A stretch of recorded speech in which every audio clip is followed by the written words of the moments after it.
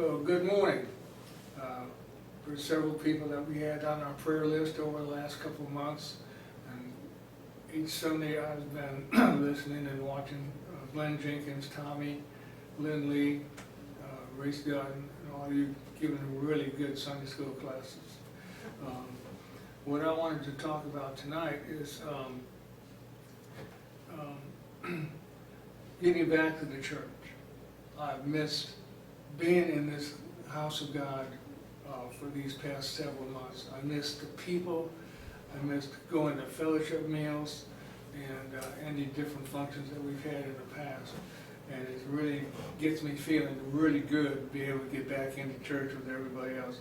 I miss choir practice. I miss just all the people. So I'm feeling really great about this. We had our first choir rehearsal last night, and believe it or not, we had 15 actual choir members there, and we sang two songs that we practiced two songs that we're gonna sing when the church first comes into our sessions. And it was really good to see everybody. And I've never seen people in the fellowship hall where they're 6 feet apart. Normally we're sitting there eating together, but it was good. Everybody enjoyed it, and we also saw Warner and Roberta came in. Warner was there with his phase 10. Every time we sang a song, he flipped up that 10, and he's such a great guy. Always good to see him. We have endured a lot of really rough stuff over this past summer. We had, COVID-19 is real bad. Then all of a sudden we get a gentleman that gets murdered by the police, more or less what I say it. I'll be honest with you. The guy wasn't an upstanding citizen, but he did not deserve to go the way he did.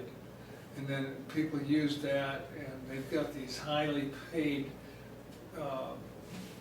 protesters that are starting to go around the different cities. They're busting windows, and that's not solving anything. We need to get together.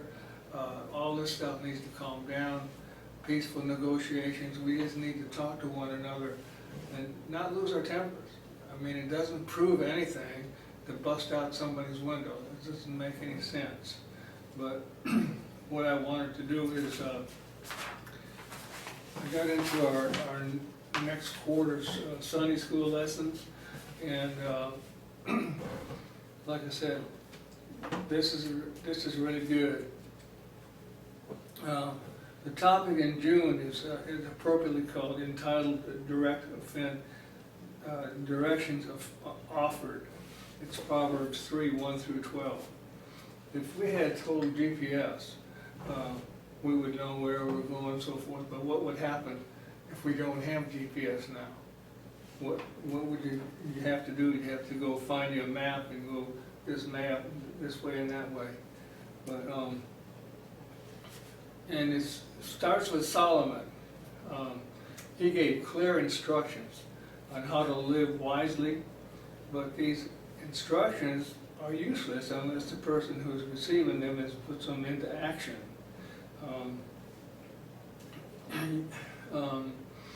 You have to decide to take a different direction. What dangers do we put ourselves in by ignoring instruction?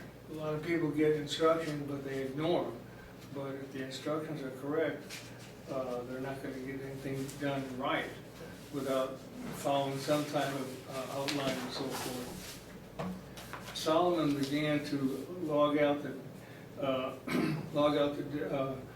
denomination of God's wisdom. God called out to the people, listen and pay attention. Solomon urged God's people to hear and apply God's truth. No price is too high to obtain God's truth.